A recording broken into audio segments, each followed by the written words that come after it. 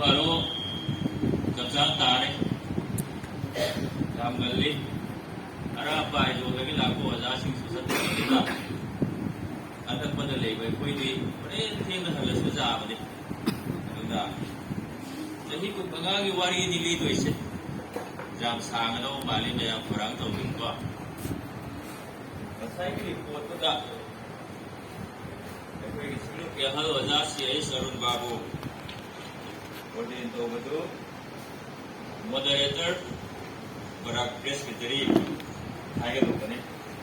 Moderator JDM hai betul JDM का मतलब किरागा Barak Presbytery hai तो तो क्यों कोई बहुत माले कोई की हिरम सी सिंगल तस्वीरेगा जाम तो फजवा हिरम बाबा किसी के तब खंडो बिरे बेनर दसु बगुना लाइटिंग थोना तौखिबा अचौबा थबकना एखोय कयादा नुगाइबा लाइसपुनि से चाबगा कुंतरु सदा हुम स्वर्ग वाही तामिनसी लाइसपुनि से नंबर चाबगा कुंतरु पदा अमदगी हौना माहौसगे अमदगी हौना Mapui bungona ikoi bunzayonda amuk handa pubirakwa matamda mangbagum thauki ikoi na nona lauki harawi sei kaya sakhi madu ubata atopa jasingna sumna hainaki mapui bungona makoi gidamang achauba thabak tawbikre achumbamak ibungona ikoi gidamang kaya chauba thabak tawbikraba maram sina ikoi kaya da nungairaba Common language version dagi ne na pathok jarisi dagi amutasi lisat lon pendukun manga padathara tangkhai suba jahi duda na khoi harau gadabani leibak tugi manungda leiba mi pumna bakidama ningkha tambagi wa lauthok gadabani jahi du na khoi gidama jubili jahi oigani Don thokhraba lawi khol punamak hanagi mafududa natraga mahaki dharada bu hajingadabani minai oina jon khibasu loina tharukada masage lawi khoda amu halakadabani anoba warebnabadagi amtasi logdalemba phabo pau amari badatra nipan dramapan Babugi thawai na ibu loina biri maram di lai rabasingna phabo pau sandok pinadaba mahagna ibu khandok pire hajin duna thamliba mi singbu thadok pinadaba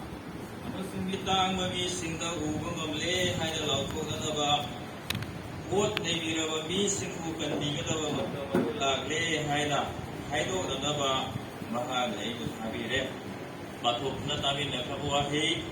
Takhabai koi pumna bakidaba Sona Nahonana Borpinari Goisanu Amen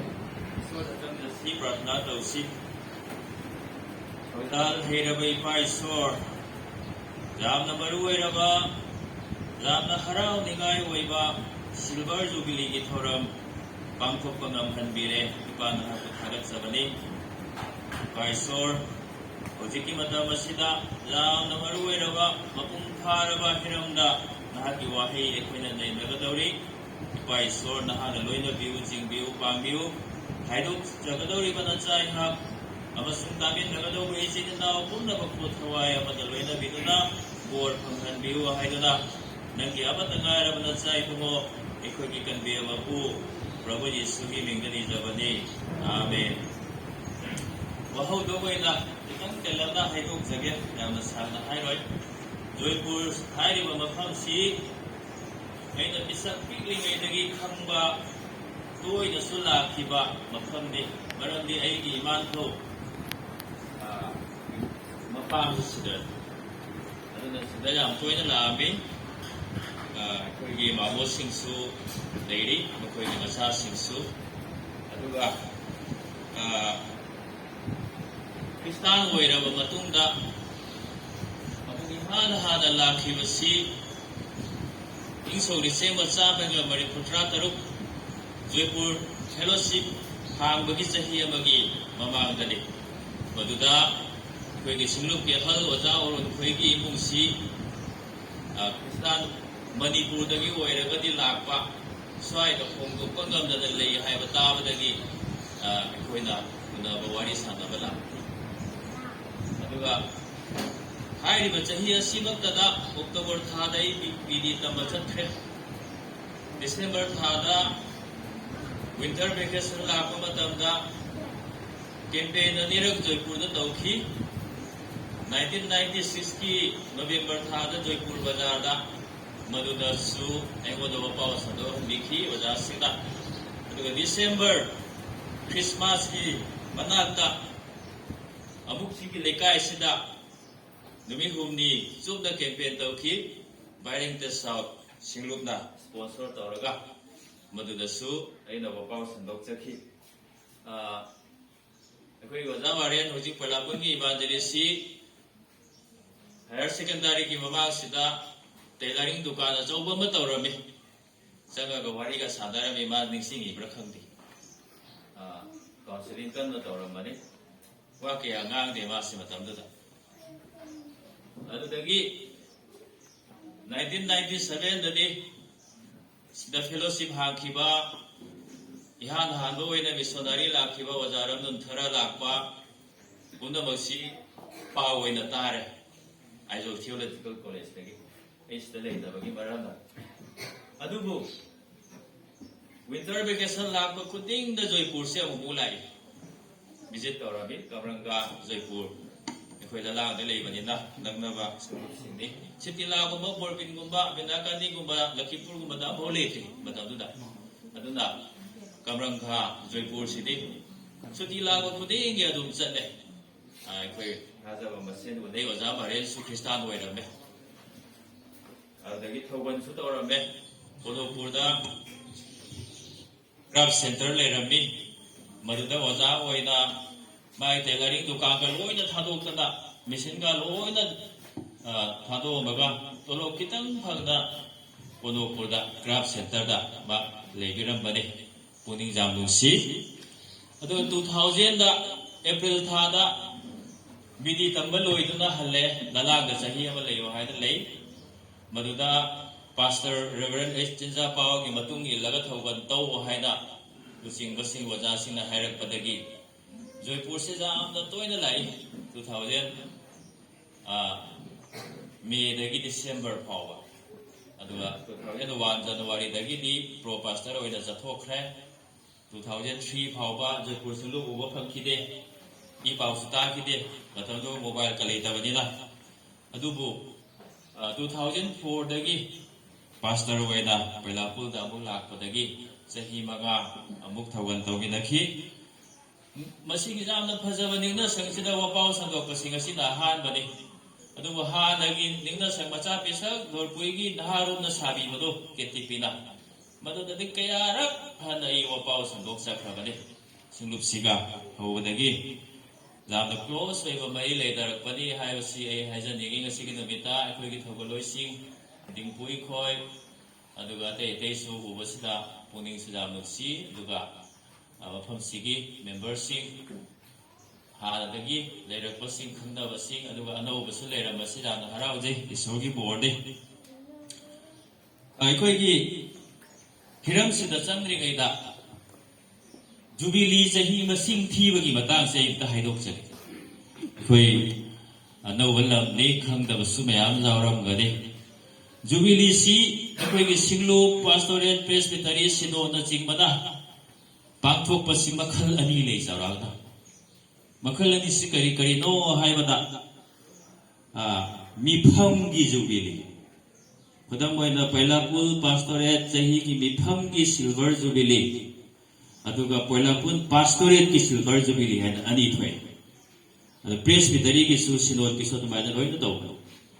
Aduda mipham gi jubilee sidi mipham gi masingdo. Ahan Bamifam Ali Suba, Saba Marie Suba in Lak, Kun Manga Suba Bifam Duda, Silver Jubilee, Wagadoban. Pangfoxi Hira the Ayam of Pam that oversee ꯆꯍꯤꯒꯤ ꯃꯤꯐꯝ 15 ꯁꯨꯕ ꯆꯍꯤꯒꯤ ꯃꯤꯐꯝꯒꯤ ꯃꯅꯨꯡꯗ ꯃꯗꯨꯒꯤ ꯄ꯭ꯔꯣꯒ꯭ꯔꯥꯝꯁꯦ ꯍꯥꯞꯆꯤꯜꯂꯒ ꯅꯠꯇ꯭ꯔꯒ ꯅꯣꯡꯃ ꯁꯥꯡꯗꯣꯛꯍꯜꯂꯒ ꯑꯗꯨꯃꯥꯏꯅ ꯇꯧꯅꯩ ꯄꯥꯡꯊꯣꯛꯇꯕꯁꯨ ꯂꯩ ꯄꯥꯡꯊꯣꯛꯇꯕ ꯖꯥꯇꯤ ꯍꯥꯏꯕꯁꯨ ꯂꯩ ꯑꯗꯨꯒ ꯀꯔꯤꯒꯨꯝꯕ ꯄꯥꯁꯇꯣꯔꯦꯠ ꯍꯥꯡꯗꯣꯛꯄꯤꯕ ꯆꯍꯤꯗꯨꯃꯛꯇꯗ ꯑꯍꯥꯟꯕ ꯃꯤꯐꯝ ꯐꯝꯈꯤꯕ ꯑꯣꯏꯔꯒꯗꯤ 14 ꯁꯨꯕ ꯆꯍꯤꯗ ꯃꯤꯐꯝꯒꯤ ꯁꯤꯜꯚꯔ ꯖꯨꯕꯤꯂꯤ ꯑꯣꯏꯒꯅꯤ ꯃꯤꯐꯝꯒꯤꯗꯤ 15 ꯁꯨꯕ ꯃꯤꯐꯝ ꯑꯣꯏꯒꯅꯤ ꯑꯗꯨ ꯄꯥꯁꯇꯣꯔꯦꯠꯀꯤ ꯑꯣꯏꯅꯗꯤ ꯍꯥꯡꯗꯣꯛꯄ ꯆꯍꯤꯗꯣ ꯊꯤꯔꯣꯏꯗꯧꯕꯅꯤ ꯃꯗꯨꯒꯤ ꯑꯣꯜꯂꯛꯄ ꯆꯍꯤꯗꯒꯤ ꯊꯤꯔꯒ 15 ꯁꯨꯕꯗꯨꯗ ꯁꯤꯜꯚꯔ ꯖꯨꯕꯤꯂꯤ ꯑꯗꯨꯃꯥꯏꯅ 50 ꯁꯨꯕꯗ ꯒꯣꯜꯗꯟ ꯖꯨꯕꯤꯂꯤ ꯃꯊꯪ ꯂꯩꯈ꯭ꯔꯦ ꯖꯨꯕꯤꯂꯤ ꯍꯥꯏꯕꯁꯤ ꯑꯦꯅꯤꯚꯔꯁꯔꯤ ꯄꯥꯡꯊꯣꯛꯄꯒꯨꯝꯕꯅꯤ ꯈꯨꯗꯝ ꯑꯣꯏꯅ ꯑꯩꯈꯣꯏꯒꯤ ꯃꯤꯑꯣꯏꯕꯒꯤ ꯃꯄꯣꯛ ꯅꯨꯃꯤꯠ ꯂꯩꯗꯅ ꯑꯩꯈꯣꯏꯒꯤ ꯃꯤꯑꯣꯏꯕꯒꯤ ꯃꯄꯣꯛ ꯅꯨꯃꯤꯠ ꯊꯤꯕꯁꯦ ꯑꯗꯨꯒ ꯆꯞ ꯃꯥꯟꯅꯩ ꯑꯗꯩ ꯀꯅꯥꯒꯨꯝꯕꯅ ꯂꯨꯍꯣꯡꯕꯒꯤ ꯑꯦꯅꯤꯚꯔꯁꯔꯤ ꯄꯥꯡꯊꯣꯛꯄꯒꯤ ꯊꯤꯔꯤꯗꯣ ꯑꯗꯨꯒ ꯆꯞ ꯃꯥꯟꯅꯩ ꯏꯂꯥꯏ ꯂꯥꯏꯕ ꯃꯑꯣꯡꯗꯗꯤ ꯍꯥꯡꯗꯣꯛꯈꯤꯕ ꯆꯍꯤꯗꯨꯗ 15 ꯇꯤꯟꯁꯜꯂꯒ ꯊꯣꯛꯄ ꯆꯍꯤꯗꯣ ꯃꯗꯨꯗ ꯁꯤꯜꯚꯔ ꯖꯨꯕꯤꯂꯤ ꯑꯣꯏꯒꯗꯧꯕꯅꯤ ꯖꯣꯏꯄꯨꯔ ꯁꯤꯡꯂꯨꯞ ꯆꯍꯤ 15 ꯁꯨꯗꯨꯅ ꯏꯁꯣꯔꯅ ꯉꯁꯤ ꯐꯥꯎꯕ ꯆꯤꯡꯕꯤꯔꯛꯄ ngasi akhoi maya pundana harau nungaina jubilee pangthokpa ngambasi jamna harau dengai ni golden jubilee abu pangthokadi soidana mataduna de akhoi jau phangadra time pass leikidra haibasu khangdabanina chado mamal leibani hai lauje jubilee haibu wahai si telamna mo haidok sage jubilee haibu wahai si haurak phamdi Ibria longi Zubel haiba wahai adudagi thorakpan akhoi Bible da jawe ariba waretna bada listed lon panduk kun maga pada tara dagi hona mathang jawe akhoi Bible sida Jubilee haiba wahai si kunni thoirak hana jawe pada kun khakta wahai sim kun ni thoirak hana jawi madu listed lon pandu kun manga amasung kun tareta jawi aina ngasi common language dai pathok ningbagi maram di Jubilee haiba wahai si jawi aduna aina paning bagi wa ekoi old version da Jubilee haina jawde achouba harauba haina jaw tasena di achouba harauba haibadu Ibria lon gi Jubil haiba wahai du gi chap chaba arthani aduga atopa meterongi Bible sing dasu jega achouba kumai haiba silai achouba harauba achouba kumai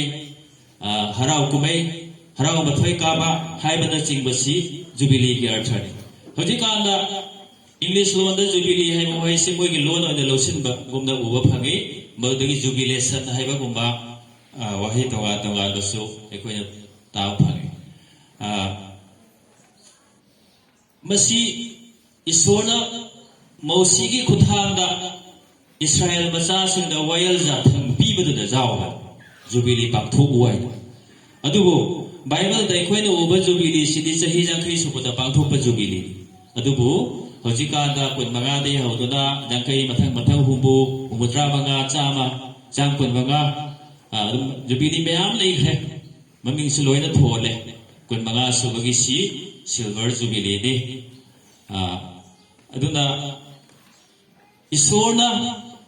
Israel macha singna wayal jathang pibada Jubilee pangtho haibasi makoi gi sabbatical year haina chahi tare matungda pothaba chahi sabat chahi akoi pothaba numit haibado dumaina pothaba chahi leire adugumba pothaba chahi tare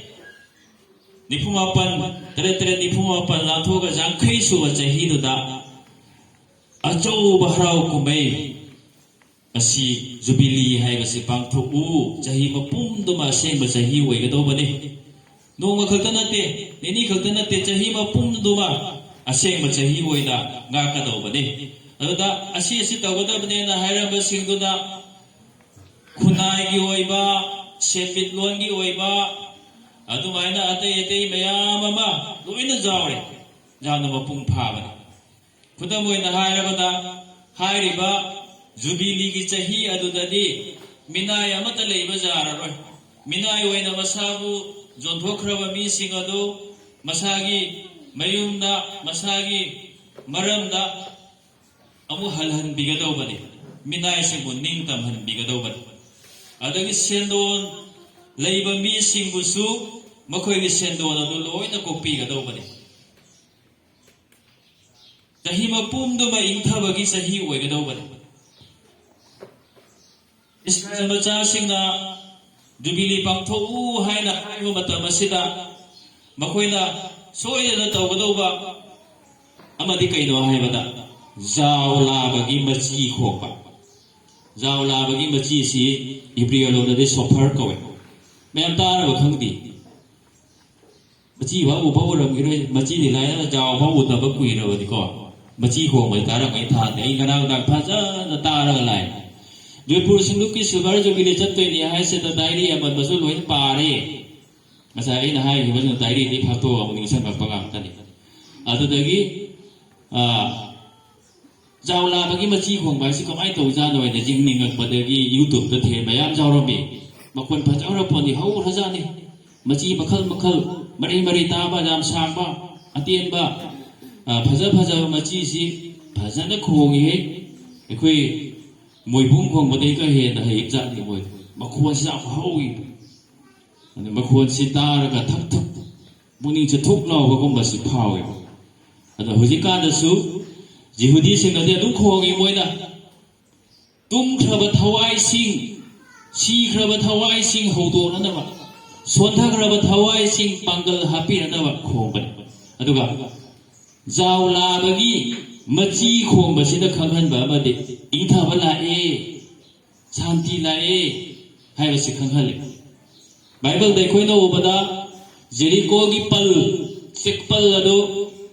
ꯀꯤꯟꯊꯈ꯭ꯔꯕ ꯃꯇꯨꯡꯗ ꯍꯥꯏꯔꯤꯕ ꯖꯥꯎ ꯂꯥꯕꯒꯤ ꯃꯆꯤꯁꯤ ꯈꯣꯡ ꯃꯗꯨꯅ ꯈꯪꯍꯟꯕꯗꯤ ꯀꯩꯅꯣ ꯍꯥꯏꯕꯗ ꯏꯁꯣꯔꯅ ꯃꯥꯏ ꯄꯥꯛꯑꯦ ꯖꯦꯔꯤꯀꯣꯒꯤ ꯃꯤꯁꯤꯡꯅ ꯑꯩꯈꯣꯏꯕꯨ ꯍꯥꯠꯀꯗ꯭ꯔꯥ ꯑꯣꯠꯅꯩꯒꯗ꯭ꯔꯥ ꯍꯥꯏꯅ ꯈꯜꯂꯝꯕꯗꯨ ꯃꯗꯨꯒꯤ ꯑꯣꯟꯅ ꯇꯩꯅꯕꯗ ꯏꯁꯣꯔꯅ ꯑꯆꯧꯕ ꯊꯕꯛ ꯇꯧꯕꯤꯔꯦ ꯖꯦꯔꯤꯀꯣꯕꯨ ꯏꯀꯣꯏ ꯀꯣꯏꯅ ꯈꯥꯖꯤꯜꯂꯤꯕ ꯆꯦꯛꯄꯜ ꯑꯗꯨ ꯂꯣꯏꯅ ꯀꯤꯟꯊꯈ꯭ꯔꯦ ꯍꯥꯏꯗꯨꯅ ꯈꯣꯡꯕꯅꯤ ꯁꯥꯟꯇꯤ ꯂꯥꯛꯑꯦ ꯏꯪꯊꯕ ꯂꯥꯛꯑꯦ ꯍꯥꯏꯗꯨꯅ ꯑꯗꯨꯅ ꯑꯩꯈꯣꯏꯅ ꯁꯤꯜꯚꯔ ꯖꯨꯕꯤꯂꯤ ꯄꯥꯡꯊꯣꯛꯄꯁꯤꯗ ꯊꯩꯗꯣꯛ ꯊꯩꯗꯣꯛꯅ ꯖꯣꯏꯄꯨꯔ ꯁꯤꯡꯂꯨꯞꯁꯤꯒꯤꯗꯃꯛꯇꯗꯤ 15 ꯁꯨꯕ ꯆꯍꯤ ꯃꯄꯨꯝꯁꯤ ꯖꯨꯕꯤꯂꯤꯒꯤ ꯆꯍꯤꯅꯤ ꯍꯥꯏꯔꯤꯕ ꯆꯍꯤ ꯃꯄꯨꯝ ꯑꯁꯤꯃ ꯏꯪꯊꯕꯒꯤ ꯆꯍꯤꯅꯤ ꯁꯥꯟꯇꯤꯒꯤ ꯆꯍꯤꯅꯤ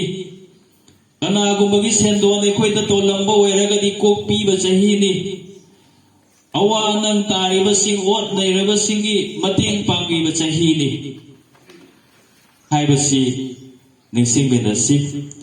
ꯑꯩꯈꯣꯏꯒꯤ ꯍꯤꯔꯝꯗꯨ ꯂꯥꯏꯁꯣꯟ ꯏꯁꯩ ꯅꯝꯕꯔ 113 ꯂꯥꯏꯁꯣꯟ ꯏꯁꯩ ꯅꯝꯕꯔ 110ꯗꯒꯤꯅ 133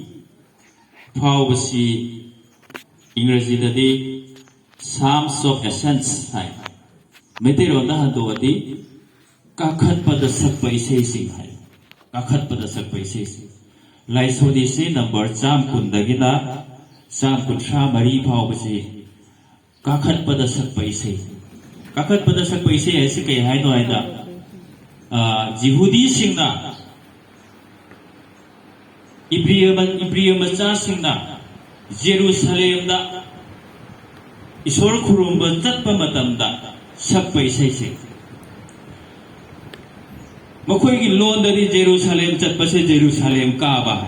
जेरूसलेम चत्पा हाइदे काबा अखोइ मिते लोनदा कैथेन दो चिंखादा लेरसु अखोइना चिंफता लेरसु कैथेन कारोसी हाइदना कैथेन कुमुसे हाइदे जुमदा हंदोइनेबा कैथेन जकेदी मफमदो वांगेरा नेमगेरा अखोइ दे हेना नेम मफमदा लेरसु कैथेन कारोसी हाइदोइनेबा अदुगा चमदबा मोंगदा अवांग चिंगदा लेबा मी वैरसु जेरूसलेम चची हाइरदी जेरूसलेम कारोसी हाइदे अदुना जेरूसलेमदा ईश्वर खुरुम चत्पा मतमदा मखोइना सा सा चत्पा इसेनि जिकि चाकुन्दैना चाकुन्थ्रा मरि फाउस मोइ नुंगाइना ग्रुप का वैना चत्मिन्नरगा इसे मसानि अदे nga इसे खलो नंबर कयानो का हाइरगा नंबर 115 का हाइ दुआइ खल्लगा सा सा चत्पा अदगी काखꯠपदा सकपा इसैनि हाइबगी अतोप मरम अमना सियोन चिंग जायवन गे चिंग दो काव मतमदा सकपा अदे अहुम सुब मरमना जेरूसलेम गी निंगना सन टेंपल अदुगी स्टेप सिंग दो काव मतमदा सकपा इसै सिंग अदना हंदकी एखुइगी हिरमसी काखत्पा मतमदा सकपा इसै सिंगी मनुंग चनबने सिदैसिदा एखुइना उबगुमना लाइनिंगथौ इबुंगोना तौखिबा अचौबा थबकना एखुइ कयादा नुंगाइबा हाइबसी मखोइना सकपा इसै सिंगदुदा जाउबा मयेक अमनि इबिया मचासिंगना जेरूसलेम चटपदा जेरूसलेम गी निंगना संगदा चटपा मतमदा सकपा इसैगी मयेक सिंगी मनुंग चनबने एखुइगी हिरमसी सिदैसिदा लाइनिंगथौ इबुंगोना तौबिखिबा अचौबा थबक हाइबसी मेतेरोंगी बाइबल BSI दा पुथोकपा अनिमकदा थबक हाइ ओल्ड वर्जन दसु अदुगा कॉमन लैंग्वेज दसु तसेंगनदि थबक सिंग हाइगदौ इब्रियर रोन दा हिगदिल हाइबसु प्लुरल नि मयाम खंगनाबा अदुना इंग्लिश की Bible सिंगदा great things the Lord has done great things for us and things and plural oibani medei rodadi number ka jengda mari ne bible handok matamda singular plural aya thabak hairame adubu kharaga munda khalladi medei rodna thabak haiba sisu mayam khangda matam le thabak ama khaktana tana thabak mayam khangda matam le adom da khallagadi thabak haina जाओ बसिसु चुमे अदुबु गसिगी नुमित असिदा लाइनिंगथौ इबुंगोना तौबिखिबा अचौबा थबक सिंग थबक अमत नते मयाम अमा लई हाइबसि खोइना अहानबदा निक्सिंग मिदा सि इस्राएल मचा सिंग असिना assume high इथै सकपक वाइदगी मक ओइबा अमसुंग अहानबा मरम अदुदि मखोइबु लंथा ओइना पुबिरुरबा मतुंगदा अमुक निंग तमहन बिदुना जेरूसलेम दा हन बदु मदुगी जामना चावरब थबक अदु लाइनिंग थौ इबुंगोना मपु इबुंगोना तौबिबनी हाइबसी मखोइना सेंगना खंगबनी एखोइना खंगबगुमना इस्राएल मचा सिंग अदु बेबीलोन गी निंगथौरेल नेबुखदनेजरना लंदारक्तुना निंगना संसु थुगाइरे मनुंगदगी पोट चै मयासु लोइना पुरे अदगी मखोइगी जुम कैसु अफबम हेलोइ थुगाइरे इना कैरा खुनबगी जुम अदो मखोइ अपनोसे लोइना लंथा ओइना बेबीलोन दा पुदना चनखिबन लाइरा नंग खरतनि थरमेबा अद चकी हुमफु तरा मिरमदा बेबीलोन दा मिनाइ लाइथांग ओइना लंथा ओइना मखोइ लेखिबन अखोइना जेरूसलेम दा अमु हनबा मपु इबुंगो लाइनिंग थौ खुरुमजबा निंगना संगदा चंगना मागी थपन दौ जामना पामजखि अदुबु अमु हनबा फंगनी हाइबसी आशा सुतौ तौखिदे ओइ थोक्तबनी हाइना मोइना खनबन अदुबु चही हुमफु तरागी मतुंगदा बेबीलोन सु पार्सिया गी मखा पोले अमु पार्सिया की निंगथौरेल सैरासना मखोइदो वानो मबोस लेइतना जिहुदी सुना हाइजरु बस लेइते वानो मबोस लेइते अदुबु मपु इबुंगो इसोना निंगथौरेल सैरास थमोइनुदा वांगांग बिदुदा थबक तौबिदुदा जिहुदी सिंगबु जेरूसलेम दा अमु हन्ना हनबगी अयाब पिबिखि अदुतसु नते किंथख्रबा निंगना संगदो अमु हन्ना सेमगतपा सागतपगी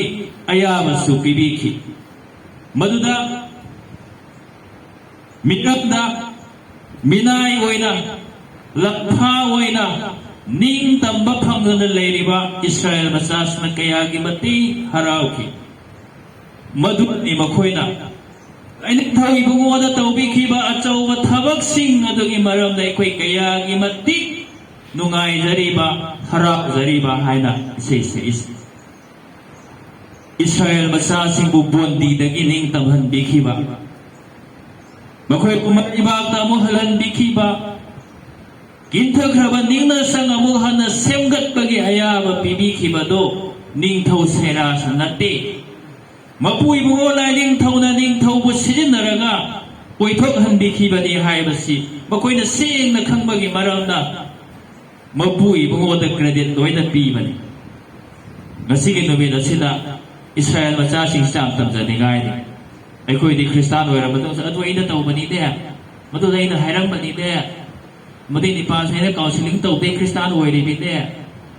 oja amani khak le aya mada haigal li te sing adubu oja amani khak ti iski oja ni adum chamina wada asisu aina tawrabani oja asisu aina hairang bani asisu ai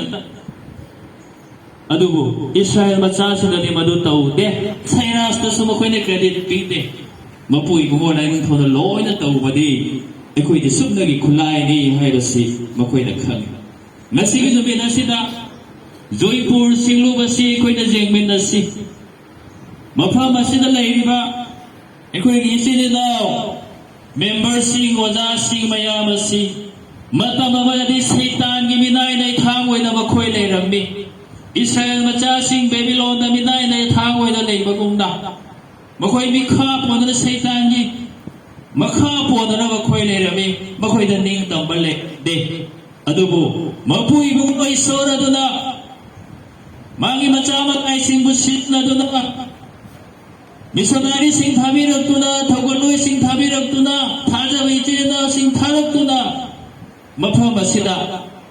magi afaba wapao do sandohan bidoda tahan bidoda makhoi na kanbiba phangliba satan gi mikha pon badagi ning tamba phanglaiba makhoi bu bondi dagi handok pibasi atai kana na sunate ngasai list do leiraba missionary mayam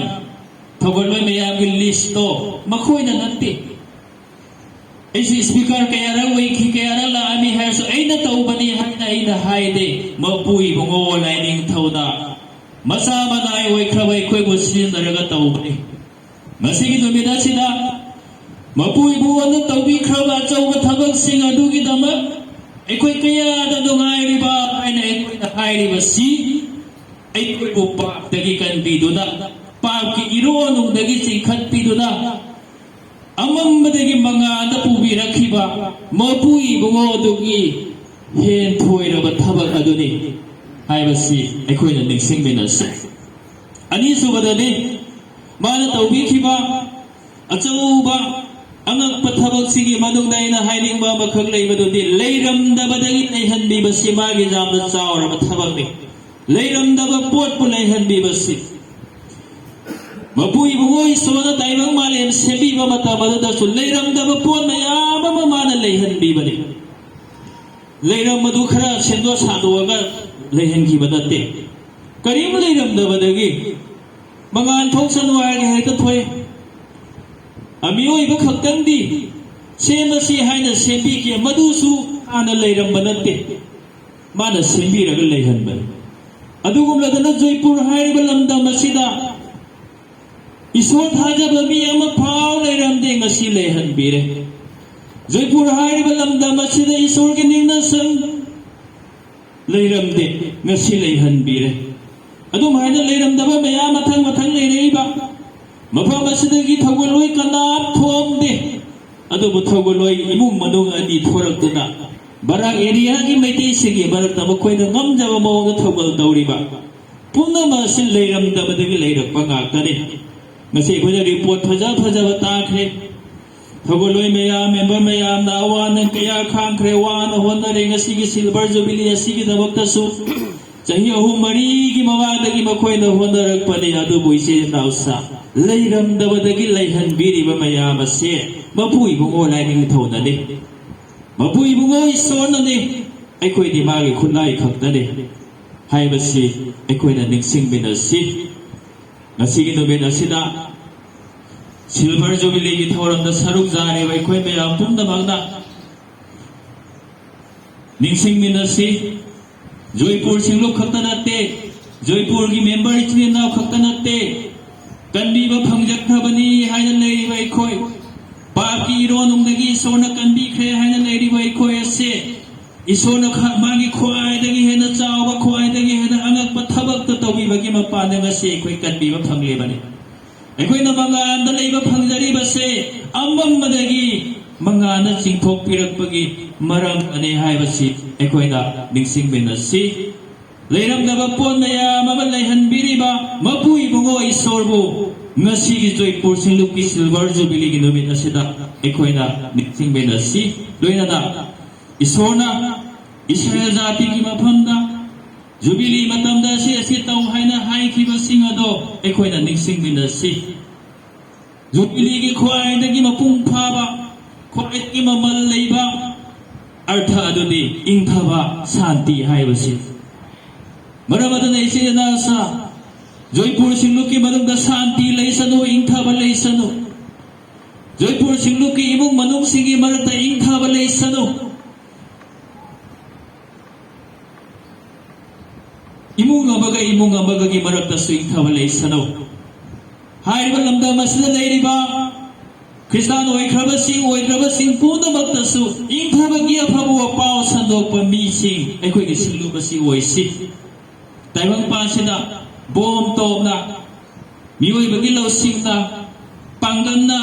ingthaba purakpa sungam ngamlaroi guarantee di sungam ngamoy adubu Krista gi machama nai ni haina leiriba Krista gi asengba singlup ni haina leiriba aikhoi migi mingdadi jamna tolaba soirama jai apangba soirama jai adubu aikhoi natana shanti gi paujel pubana matik sabani haina isona haibiba isona khandokpa kanas leite